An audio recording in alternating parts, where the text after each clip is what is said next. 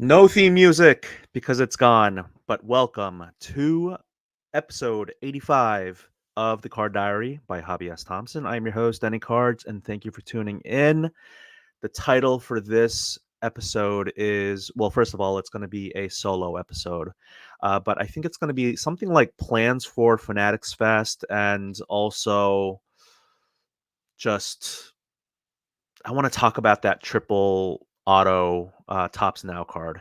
I actually just started pressing record on this podcast after gathering some of my thoughts after doing what was like a fun parody. It wasn't mean spirited at all, and I hope it's not taken in that intent. But Jeff Wilson came out with a $100,000 bounty. I guess we're gonna just start with this, and then we'll get to Fanatics Fest.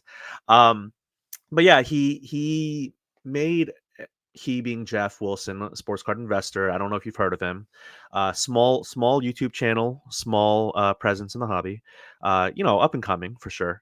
But he mentioned that he was going to do a $100,000 bounty plus a VIP Cards HQ experience, and concurrently, uh, I forget which Blez, Jeju Blez, because he went to South Korea and won a poker tournament. But Jared Blez, I think is his name. He announced a $1 million bounty for the Wenby Superfractor Auto 1 of 1, and this is just my opinion, but I think that those two numbers for those two cards should be swapped. I truly believe that this card, and I've heard other people like Neo Cards and Comic talk about it, and but I made this opinion. I formulated this opinion before going through and watching everyone's reels and content about it. But I truly believe that this card is going to be closer to the million mark than $100,000 mark. Maybe not like 800,000, but I could it really surprise anyone if it's over 500K? Just a guess, uneducated, maybe unpopular. I don't know.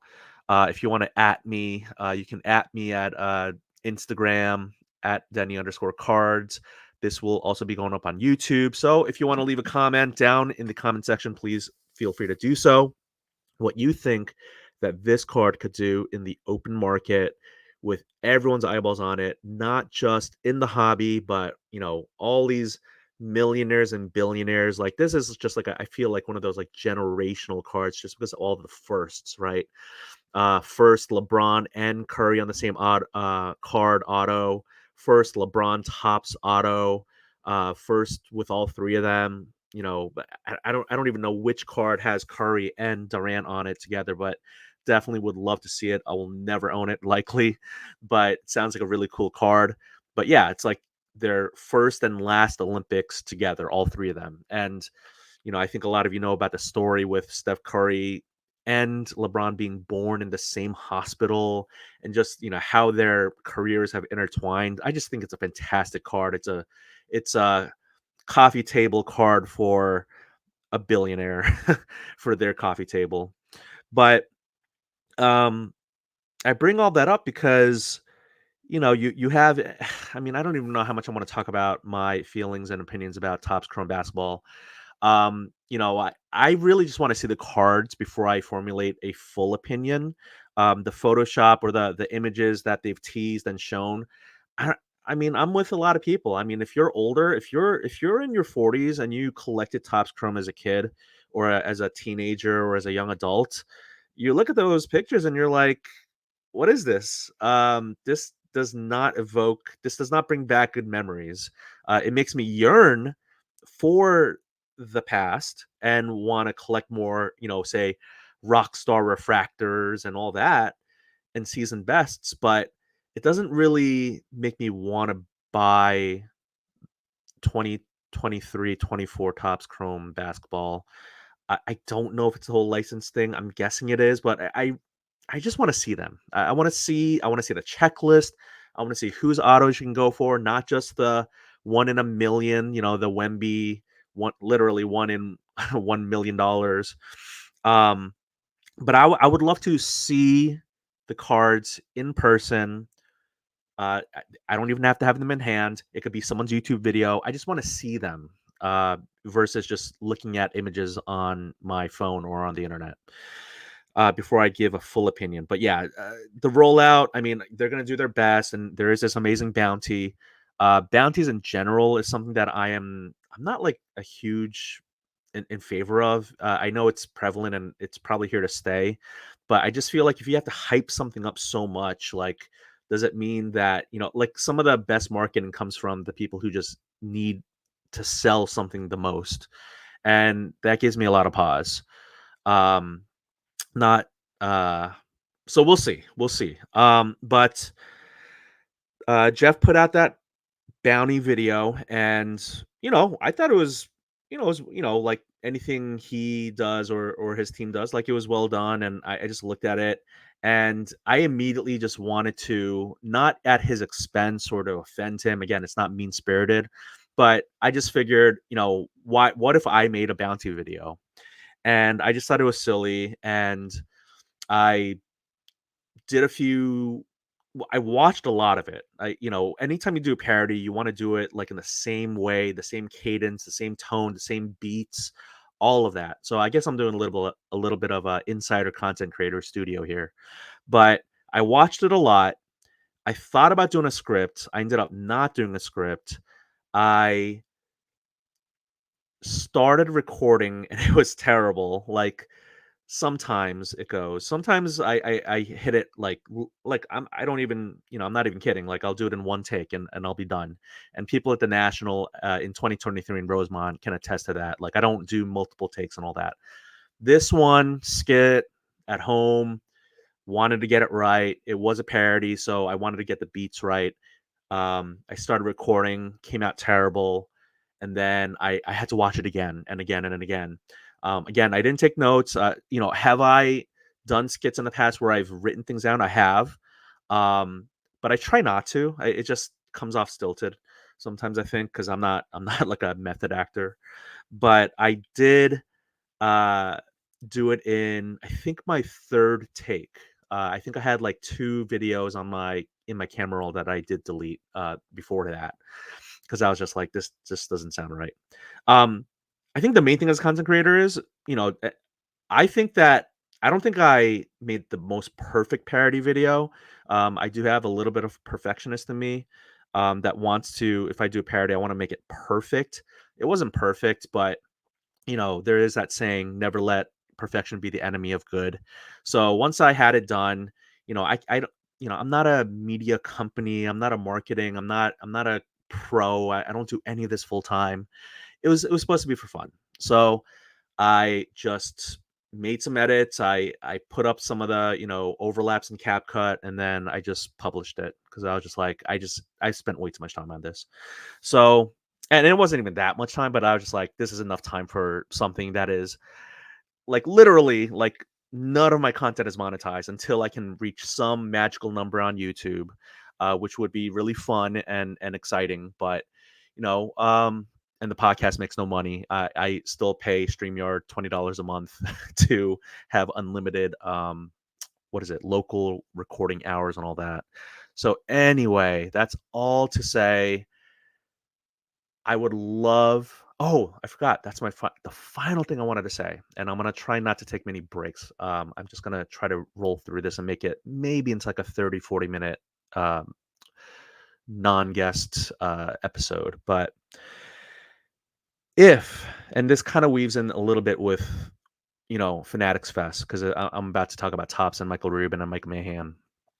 If I do get a chance to speak with Michael Rubin and Mike Mahan at Fanatics Fest, and about this card or just the hobby in general, I think it's that there's a lot of resentment and enmity with from people in the hobby, like the regular collector, because there's a lot of whether you want to call it conspiracy theories. And I know there's some people, I had some people on who pulled big cards that weren't the biggest breakers, but a lot of people in the hobby, I do strongly believe that they believe that this whole thing's rigged, right? I mean, sure, the hobby is a casino and you got the gambling aspect and the breaking and all that, but I don't think you or I would want to walk into a crooked casino, a casino where they have magnetic roulette balls, they have, a crooked blackjack jack, and they're just taking everyone's money, and the only people who are being enriched are the casino owners and like their buddies, right? We would never walk into a casino like that. There are people who believe, whether it's warranted or not, that there is a even playing field within the hobby. And that is where I think a lot of the resentment comes from because sure, we can scratch off lottery tickets and we can buy into the Mega Millions jackpot, but do we have an actual chance of winning it? Or is that money already going to go to someone that is in the know, that is an insider?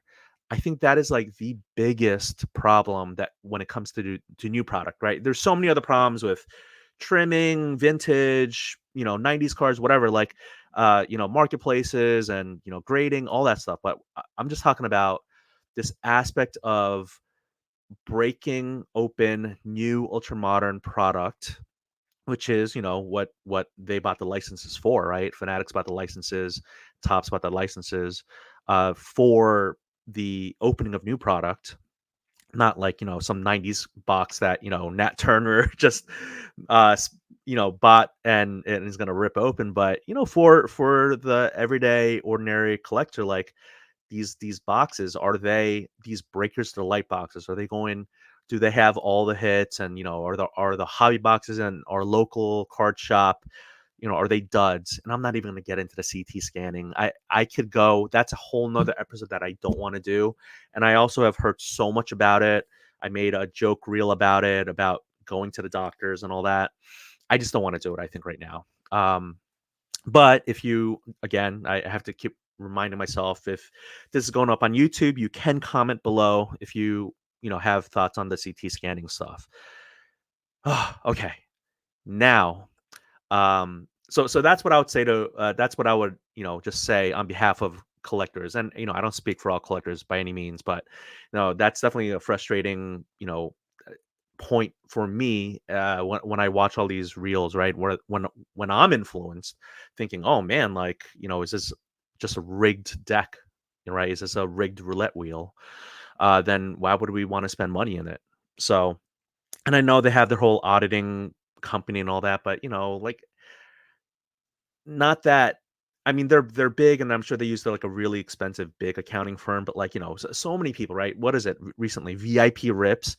They were like, oh, we had a third party independent auditor say that our breaks are legit, and it's like, okay, like really, like within a 24-hour period, you were able to find some Joe Schmo on the floor, or like next door in your like suite in a business corporate office, to be like, hey, is what we're doing okay? Okay, cool. Okay, all right, we've passed the audit. No, that's not how it works. But yeah, I would love to know that, and it doesn't have to be like a father son collector combination. Like, I would just love to know that it is purely random for whomever gets this LeBron Curry Durant 1 of 1 Olympics Tops Now card, triple auto. I would love for that to be truly random and not just something where it was skewed. I will admit, before I get to Fanatics Fest plans, um, I will admit that I've made 3 separate purchases. I believe that the, based upon someone who did really well with hitting short prints and super short prints from these Tops Now parallels within the Tops Now products. Apparently, again, this is just like, I don't know, just just one data point, right? Because it's just anecdote. It's an anecdote. But I thought if you bought 20, oh man, like of course I'm gonna hook up someone who spent 20, who bought 20. Apparently each order is a ticket, quote unquote. Again, I could be wrong about that. The person could be wrong about that, but I've talked to a bunch of people about this, and the general consensus is whether you buy 1, 5, 10, or 20, that your odds are the same for each because it's considered one order.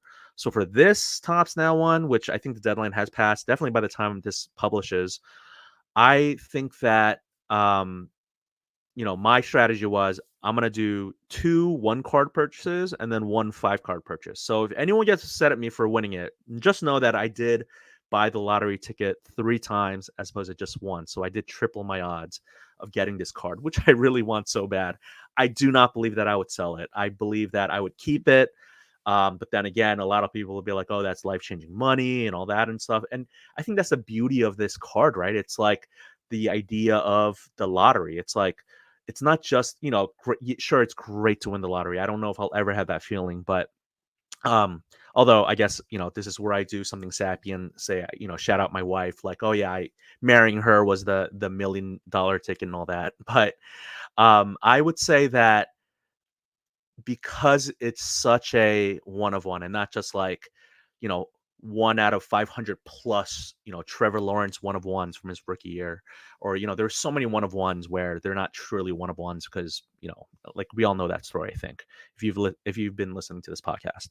But I would say because it's such a unique card, I would love to think that I would, it would be in my forever PC, but I mean, definitely not $100,000 bounty, but if you could get 750K for that card, like, yeah, that might definitely get some interest. So anyway, I did say I was going to talk about Fanatics Fest and my plans. Thank you so much for to Clark from Cards to the Moon podcast. His handle on Instagram is 5card guys, and we just had such an awesome chat. And it's funny because we did a little bit of pre-recording chat and after, but it's like I haven't talked to him in such a long time, and we just picked up like we're just best buds, and we just meshed, I think, really well. So I hope you enjoyed it as a listener. I really enjoyed recording it. I think maybe that for a content creator, that's the most important thing, right, is for me to enjoy it. So I really enjoyed it.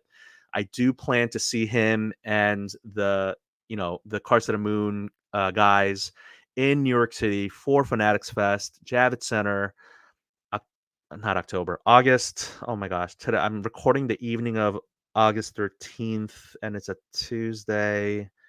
Uh, whatever the dates are, 16th to the 18th. I don't know.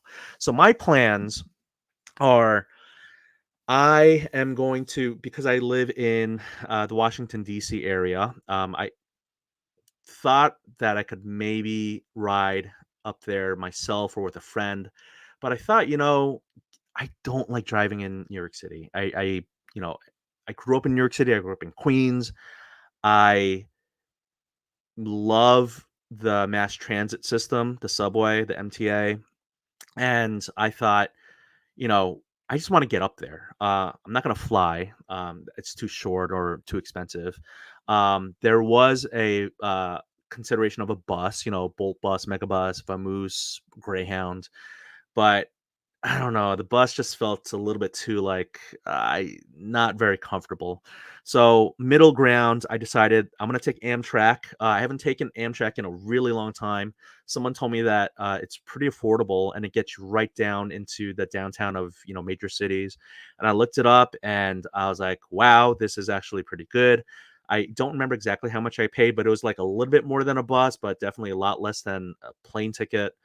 But I try to find like the value seat, the value, it's so funny. Like I'm trying to save $20 and I know that, the margins on like $1,000 card, like I'll try. I'm not saying I'm definitely buying like $1,000 card, but you know what I mean? Like if you try to flip $1,000 card, like it's just, what am I doing? Why am I trying to save $20? Like I don't understand, but I think a lot of us do that with gas and travel. It's like we just want to find the cheapest option. But like found something that was leaving reasonably, you know, uh like I'm not going to take a 6 a.m. train or a midnight train to nowhere. I decided I was going to take I think around a 4 p.m. So, I could do almost a full day of work and then hop on a train and get to New York City, Penn Station by about 8 o'clock. At that time, there should already be starting a trade night. I just found out today. I think it is official. By the time this publishes, it'll definitely be official. But Bleecker Trading is doing a trade night. It's south of Penn Station. It's about, I think, a mile and a half or so south of Penn Station. So I plan to go to that. It ends at 10. I have to leave at 10. This is what I have to tell myself. Do not after party. Do not go to the next thing. Do not go where everyone else is going, because I will want to. I will really want to go, and I have to remind myself that the Metro North ends at 12. The subway, the all the lines and the colors and numbers, the MTA goes, I think, 24/7. Just, less frequent and all that stuff. But I will be staying with a friend at a friend's house in Westchester County, which is like an hour and a half north, into the suburbs, north of Bronx. And uh, I told myself that if I was able to sell like $1,000 of cards, not profit, but gross net, $1,000 in a Instagram story sale, that I was going to spring for a hotel room near the Javits. I mean, as cheap as like $130. I don't know. Maybe you'd have to sleep in one of those like Seinfeld Kramer, drawer beds, and, sleep in an armoire or whatever. But this would have put me like literally blocks from the Javits Center, so I could just wake up and just go, and maybe even go back to the hotel room for some breaks if I needed to.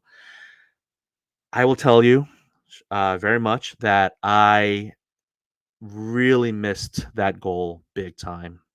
I can't remember the total value of the slabs, but they were all PSA slabs, and there was about like 20 slabs, ranging from, I don't know, somewhere like $40 to, s- you know, well, two huge outliers, $40 card. Most of them were within, like, say, like 75 to 200.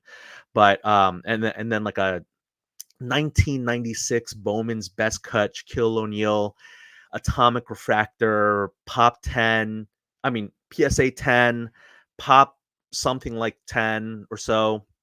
And the really interesting thing about this card is that it is, backdoored, maybe, potentially. I don't know what the story is, but Bowman's Best Cuts has is supposed to have a die cut, a rounded, a shaped, kind of like swooshed. I don't even know how to explain it, but on the bottom right corner, it's supposed to be die cut, and this one isn't. And I remember buying it and not knowing that, and after fact being like, "Oh my gosh, like, what's going on with this card?" Like, because I remember I posted on Instagram and someone was like, "Hey, did you know this is potentially backdoored?" So I don't know the full story about the card, but I know that I am really excited to have it, but I'm also ready to let it go. Um, I bought it for a very, very affordable price. I thought I got a huge deal. Comps, when I bought it, they were like somewhere in the 1,000 to 1,500, and I ended up buying for $500. The last sale on this card, from July of 2024, somewhere around then, was like $2,800. So could I sell it for like $600 and be happy? Sure. But I would love to get as close to that 2,800 comp as possible. Um, I'll dip into the 1,000 somewhere maybe, but, I've been trying to kind of, almost like Dutch auction it, go from like 26, 24, 22, just trying to see if anyone has interest. I've had people interested, but no one's given me a real offer. I'd even do a trade for it. If you see me in New York, if you're listening to this as you are going to Fanatics Fest, hit me up, because this card is awesome. I will be bringing it. I know that people are like, well, you only paid, several $100s for this card, but that last comp just really, I think I have the outlier comp, right? I mean, I was just able to get it at a really low price. So anyway, oh, where was I going with all that? See, trying to do a monologue or a solo episode without any breaks is kind of hard, but I'm trying to push through here. As you can tell, I have so much energy at like 11 p.m.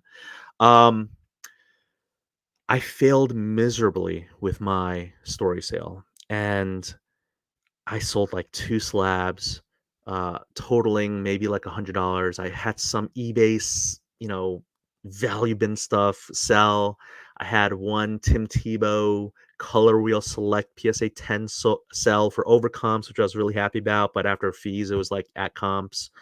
Um, and I was able to scrape up maybe like $250. And can I afford a hotel room in near the Javits Center? Sure, right? I mean, I have disposable income to be able to do that. That said, I really wanted to see if I could motivate myself with a goal, like a SMARTY goal, right? It's I forget what is it? Specific, measurable, achievable. What's the R? Reachable, and time oriented. I don't know what the R stands for right off the bat because I didn't write this down, but I set up a goal, and I've realized that there are some people who are really nice in their DM. Some people maybe not so nice, but it was fine. It was constructive criticism. Just kind of like, hey, here are it was like the man, the boy, and the donkey. Kind of like can't please everyone, right? Some people are like, oh, price is too high. Oh, some people are like, I should reasonably priced, but they're just not the cards I'm looking for. Or oh, those aren't, they're not downtowns. They're not kabooms. They're not all PSA 10s. I thought they were all slabs. I thought they were all PSA slabs, and I thought that could help reduce the friction in buying them. But as someone who doesn't do Instagram story sales a lot, I definitely felt kind of like out of my element, and I was putting myself out there, and like I don't like selling cards, but someone asked me if I'm a flipper. I was like, I mean, not flip. I mean, yeah, sure, I'm a flipper. If I'm trying to sell cards that I bought a year ago for profit, sure, call me a flipper. But yeah, I get a little bit like I don't know if nauseated is the right word, but squeamish, or when I'm trying to sell a card that I just bought 10 minutes ago, like even at the recent Greenville, North Carolina card show where I set up as a dealer and I made a vlog about it, check somewhere up here for that on YouTube. But I wanted to, I guess what happened was I bought cards that some of them were PC, some of them were for me to maybe grade and flip, and some of them were for me to like write down in my inventory sheet and sell later. But I didn't put them out. I know some people buy cards as dealers and immediately put a new sticker on it and sell it. More power to them. I don't even think it's a moral issue, or maybe it is a moral issue. It's something I'll have to think about and explore some more. Maybe have some dealer guests on the podcast. But I just feel like wrong, not wrong, but I have to get over that friction I have in trying to sell a card for more than what I paid for. And I know that is a very generally accepted aspect of the hobby and of dealers and vendors and that whole transaction side of the hobby. But I will say, really, for the most part, I really enjoy the creative side of the hobby, the content creation, the just the fun side of the hobby. Yeah, go figure. The fun side is more fun. Um, wow, I am almost 30 minutes in. I haven't even talked about getting off this train and Thursday night at Bleecker Trading. Let me go a little bit faster. I have to take the Metro North before midnight to get up to my friend's place in Westchester. And then Friday morning, I potentially have a ride down with a buddy. I don't want to say his name right now, and I want to just cross my fingers. But if I can get a ride from him, that would be awesome. But if I can't, it's fine too. I'll just take the Metro North down. But my plan is to get there early. I may have a bead on tickets that I am purchasing, but or maybe winning giveaway. I don't know, but I'm not getting a media badge, and I won't even get into that whole thing with the National and Fanatics Fest and all that. But that said, I will be a general admission ticket holder.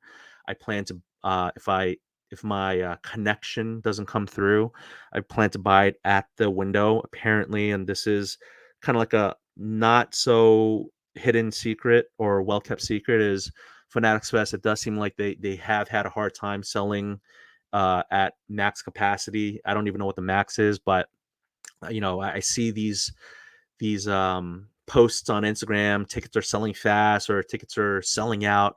They might be selling fast, but I don't know if they're selling out because. And I won't say the number that I was quoted. I mean, maybe I can. I mean, none of this is official, right? And I don't know. There's some people listen to this, but this is not like Neo or Jeff Wilson or Dustin Sports Car Dad talking about this. I heard that the number was like somewhere around 10K, 10,000 people. If the national's like 100,000, if they're hoping to be like the national, that's not even close. The card show area is only a quarter of the entire Fanatics Fest experience, and that was straight from the words of Michael Rubin. And if that's the case, I mean, I'm sure they'd want to be much more closer to 100,000 than 10,000. So I guess I'll just say that like that. So it's a 3 day, um, Lollapalooza for sports cards and sports. So, but it's the first time. I'm really excited to go. First time. They're not a sponsor. I'm not an insider or anything like that. But I plan on going, buying a ticket, and as soon as I get in Friday morning, I think because I know PSA is going to be there, and because I know that the lines for PSA get super long, again, I may get pulled somewhere and I do something completely different. I may link up with people and my head may be completely on a swivel and just, I might go chase some, shiny object. That said, if that does not happen, my plan is to go to PSA, drop off a submission, maybe check out their vault, seeing if that's an option. If I can't move some cards with some dealers, I think I am going to move these cards. They're pretty liquid because they are downtowns and kabooms and all that case hits. But that said, I also want to check out the corporate booths since I did miss them at the national. Talk to just shake some hands and just get to meet some of the people on the corporate side. Because yeah, I really did miss out on doing that at the national. Not to like necessarily set up like sponsorships. I would love to get a sponsor for this podcast, and I'll show all my metrics to whoever wants to see them. That said, it really is just kind of like build connections and relationships and do some cool stuff, like maybe even if it's not a sponsorship, if I could do a giveaway right for viewers of this YouTube video or the podcast, I would love to do things like that. um but yeah, seeing hobby friends, I've been trying to mend some bridges. I will say that, because I just holding grudges is just not. I don't like doing it in general, but also like in the hobby, like I feel like it just takes me down some bad paths. I think social media, and that's something I'll talk about a different time, but I feel like that just can really poison our minds and just take us down some really bad places.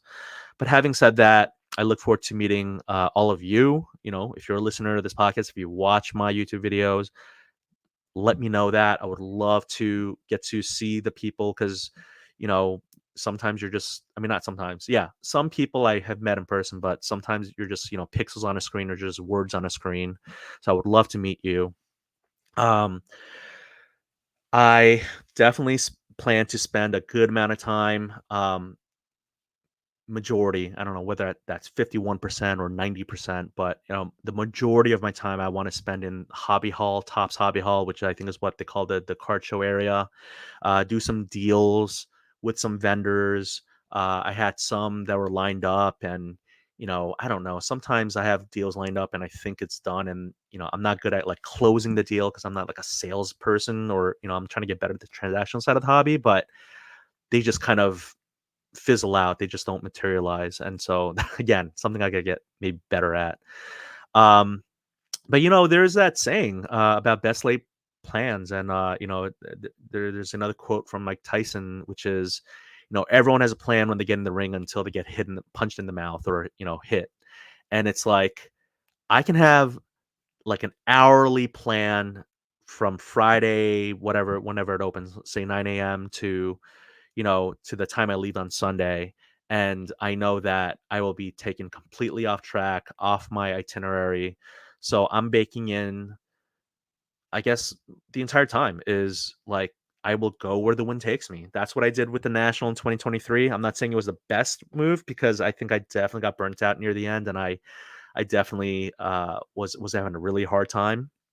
That said, this is for me. It's going to be uh 4 hours of travel, train up on Thursday, 2 full days, Friday, Saturday, and then I'm planning to leave in the early afternoon on Sunday. That's at least my Amtrak ticket. So I'm really bummed because there's a lot of panels that I wanna see, and I'm not gonna go and, like, try to, like, get interviews with all the athletes and all that. Like, I wanna hang out and do cards. Like, the athlete stuff, there's so much hero worship that's in the hobby, sports and wrestling and everything. I guess maybe not Pokemon hero worship, but there's a lot of just kind of, like, people just wanting to they think they're gonna talk to Tom Brady. I guess if you dress as Tom Brady, you can meet him per the Fanatics Fest, kind of like encouragement and words, right? Just kind of like, hey,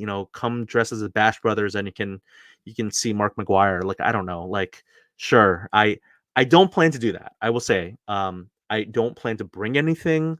I will bring my silly, goofy hats, sport hats. I recently got one, Seattle Supersonics from Lids, which I think is just awesome. I haven't donned it yet.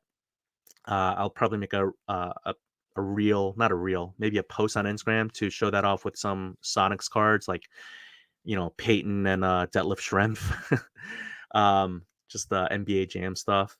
But I I really just want to experience this first ever Fanatics Fest for whatever it's going to be. And I think there's going to be some surprises that just come out of nowhere. And I just want to be able to just like, it's like, you know, what's the difference between going to a concert or going to a sporting event versus, watching it from quote unquote the best seats in the house, right? Which is like your living room couch with like the best cameras. It's that it's a shared experience, right? It's you share it with the crowd in the concert, in the arena, in the stadium. And for Fanatics Fest, when cool stuff happens, I want to experience it with my fellow hobbyists, all of you. So that's what I'm excited about is to have shared experiences because in this day and age with, remote work, telework, just at post COVID world, like we don't have water cooler moments, streaming, right? Like everything is streaming, so no one watches things at the same time. We did it a little bit with like legacy HBO Sunday night shows, but like everything is streaming, and you have to wait for other people to watch it, and you can't spoil it, you can't talk about it. It's like everything's like you can't talk about it, you can't talk about this, can't talk about that. And it's like, oh my gosh, I just want to talk about what I just saw and like process it and like have a shared experience. So I'm going on a huge tangent because I just feel like I haven't done a raw, real episode like this in a long time. But I'm really glad to do it. I am almost at the 40-minute mark looking at my recording time. My plans again for Fanatics Fest. I don't know where I'm gonna do an after party. Not after party, like a trade night. Appa- No news as of recording this. Again, Tuesday evening, August 13th at around 11 o'clock. Now it's like 11:30. Um, no reports on where there's going to be a trade night, Friday night or Saturday night. I know that there's one Thursday night at Bleecker Trading, which I do plan to go to the latter half of it and try not to get pulled away. I do have to travel light. I, sounds silly. Uh, I will. Should I even share what I'm bringing? Maybe I won't bring up all my. I won't go into detail specifically, but yeah, I'm gonna bring some cards. I am going to bring some, I don't know, cards to give away, swap, share, trade, sell. I'm gonna try my best not to buy too much because I'm gonna try to stick to a budget.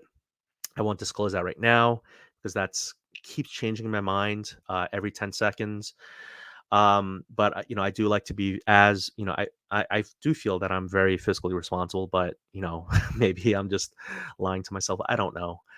Um, what else? I'm gonna pack light because if I am traveling on the train, to down to Bleecker and then got to take the train north and then all that stuff. I have to do my best to be as agile as possible and also, to be really careful to not lose things. I will say, as someone who's moved out of New York City and has visited New York City since the time that I lived there, up to age I don't know, 14, as a kid, I grew up there, but s the I don't know how many times I've been back to New York City, but, like, in the last 5 times I've been there, 2 times I've had things, like, stolen from me, in public places, so, um, not fun, not fun when that happens, and, shame on those people who have to steal, right? But, like, talking about, like, phones and, like, all this stuff, but I will say I hope everyone travels safely. If you do go, if you are going, let me know. I do plan to publish this out, maybe right after recording this or Wednesday morning, August 14th, and podcast form, YouTube. So please subscribe. I guess that's the last thing I'll say. Subscribe to my YouTube channel. It's funny, like I have like a really strong Instagram following and really strong short form content, and then in long form, I am still learning it. I am trying to get better with long form video. Great thing about podcast, I am not going to edit a single second of this. I'm just going to, let it upload and just publish it out. I'll have to make some silly thumbnail about it. But yeah, Road to the National. God, I said Road to the National. Road to Fanatics Fest or Plans for Fanatics Fest, episode 85. The LeBron Curry KD one of one. I wonder if Katie's like, hey, why don't people say my name first? Why isn't it Durant Curry LeBron? I mean, Kevin, we all know why, but uh, I'm so glad he doesn't listen to this podcast. But no, it just I hope everyone has a great time. I hope you all have a great time. If you don't go, I will be posting some fun content on both on Instagram and YouTube. I'm gonna do my absolute best to do it as in real time as possible. I know that probably my best stuff is not edited, although well, yeah, the Jeff Wilson parody, it was like there's no breaks. I didn't edit it. I just put some images above my head, kind of like the style that he did it because he did it in one take. It took maybe like 3 takes, but I did it in like one unedited video, I guess. After removing the background, in his style, but yeah, it was all in good fun, and yeah, I can't wait to see who pulls this thing and all the intense amount of internet hate that this person's going to get. It's going to be so crushing, but they'll be happy because they got either an amazing once in a lifetime card or an amazing payout. Which again I think should be closer to the 1 million, and the that Wemby Superfactor auto.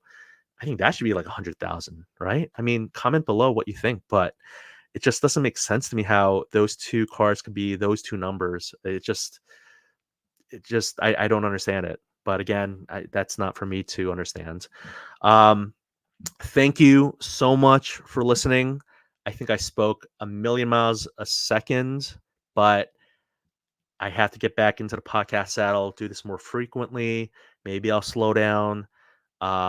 Maybe I'm still jazzed up from making that content on Instagram. Check it out if you haven't. It's all in good fun. I'll be posting so much YouTube and Instagram content out of Fanatics Fest in the coming days. So let's see if the algorithm likes it. I don't even like talking about the algorithm, but again, this is all for fun. I'm having a blast doing it. I'm so glad I'm back and doing this type of stuff and just showing the collector, all of you, kind of like my viewpoint, my perspective on things. So thank you so much, and I guess I have no outro. I have no music. I have no quote or saying.